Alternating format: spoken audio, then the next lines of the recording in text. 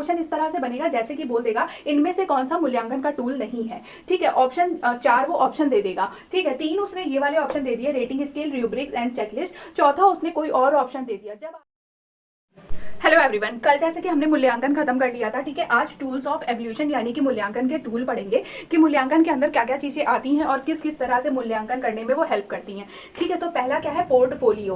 Portfolio के बारे में जानते हैं। पोर्टफोलियो एक फाइल जिसमें किसी बच्चे के एक निश्चित अवधि में किए गए कामों का संग्रह है, ठीक है। एक फाइल होती है जिसमें किसी बच्चे के द्वारा किए गए कामों का संग्रह होता है। कोई भी काम, कोई भी जानकारी, जिस उस बच्चे के द्वारा जो भी जानकारी हमें मिलती है वो सभी का संग्रह हम एक फाइल में करते हैं, ठीक है।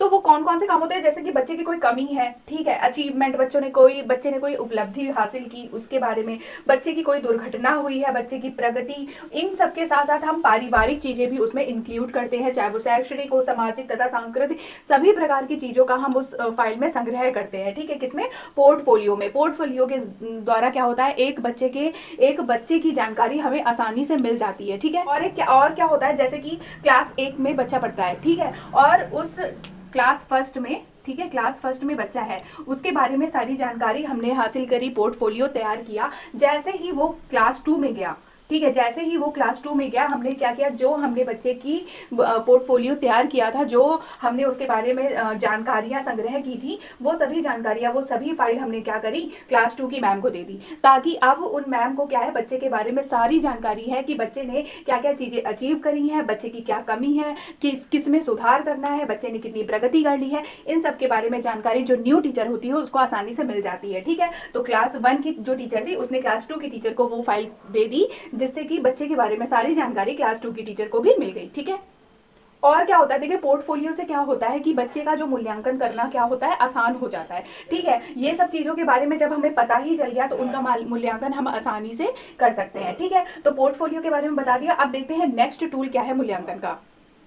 सेकंड देखते हैं रिकॉर्ड। रिकॉर्ड मीन्स होता है अभिलेख, ठीक है। ये भी मूल्यांकन का एक पार्ट है। इससे पहले जस्ट हमने पढ़ा पोर्टफोलियो, ठीक है। ये है second part, tools of evolution ही है, क्या है, रिकॉर्ड, ठीक है।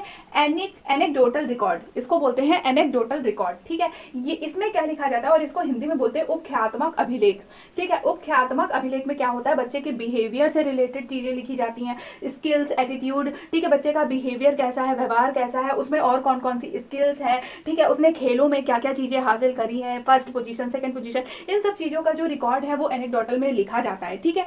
दूसरा ही रिकॉर्ड का ही पार्ट है कम्युलेटिव रिकॉर्ड। कम्युलेटिव रिकॉर्ड में क्या होता है, क्लास से रिलेटेड जितनी चीजें होती है, जैसे कि बच्चे ने एकेडमिक में कितना परसेंटेज हासिल किया है, एकेडमिक में उसका परफॉर्मेंस कैसा है, अटेंडेंस उसकी कैसी है, स्कूल कितने दिन आया है, ठीक है, अचीवमेंट मतलब उसने कितने टेस्ट पेपर हुए हैं तो उसमें उसने कितना अच्छा परफॉर्मेंस किया है। तो क्लास से रिलेटेड जितनी भी चीजें हैं वो कम्युलेटिव रिकॉर्ड में लिखी जाती हैं, और एनेक्डोटल रिकॉर्ड में लिखा जाता है उसके व्यवहार से रिलेटेड, उसके स्किल से रिलेटेड, ठीक है।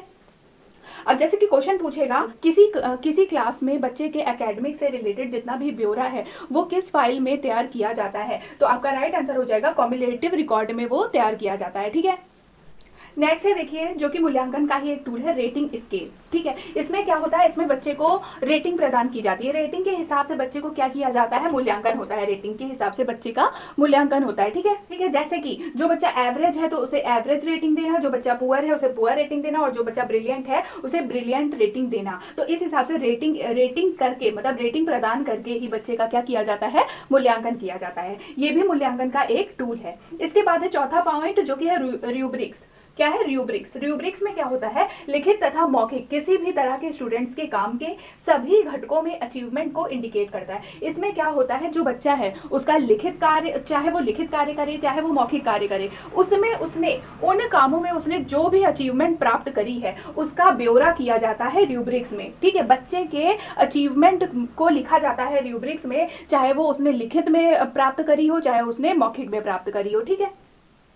अब नेक्स्ट क्या है, चेकलिस्ट। चेकलिस्ट क्या होता है, ये लास्ट आकलन है, और चेकलिस्ट होता क्या है, चेकलिस्ट को शीघ्र आकलन भी, मतलब जैसे पूछेगा क्वेश्चन पेपर में कौन सा मूल्यांकन का ऐसा टूल है जिससे शीघ्र आकलन होता है, तो वो है चेकलिस्ट, ठीक है। चेकलिस्ट में कैसे, जैसे इसमें केवल 2 ऑप्शन दिए जाते हैं, यस या नो। जैसे कि आपने पहले हम पढ़ते थे ट्रू और फॉल्स, ठीक है। तो बच्चे से जैसे क्वेश्चन पूछा जाता है तो बच्चा यस और नो में आंसर देता है, उसी से उसका क्या होता है, आकलन होता है। तो चेकलिस्ट में क्या होता है, केवल यस और नो से ही बच्चे का क्या किया जाता है, आकलन कर लिया जाता है, मतलब मूल्यांकन कर लिया जाता है। ठीक है, तो इस तरह से मैंने आपको पांचों बता दिए। अब देखिए क्वेश्चन किस तरह से बनेगा। क्वेश्चन इस तरह से बनेगा जैसे कि बोल देगा इनमें से कौन सा मूल्यांकन का टूल नहीं है। ठीक है, ऑप्शन 4 वो ऑप्शन दे देगा। ठीक है, 3 उसने ये वाले ऑप्शन दे दिए, rating scale, rubrics and checklist. चौथा उसने कोई और ऑप्शन दे दिया। जब आपने पढ़ा है अच्छे से कि मूल्यांकन के ये टूल्स होते हैं, लेकिन जो चौथा ऑप्शन दिया है वो मूल्यांकन का टूल नहीं है, तो आप आराम से उसको आउट कर दोगे और सही आंसर टिक कर दोगे। ठीक है, इनके बारे में भी थोड़ी थोड़ी जानकारी आपको होनी चाहिए। जैसे रूब्रिक्स इंपॉर्टेंट है,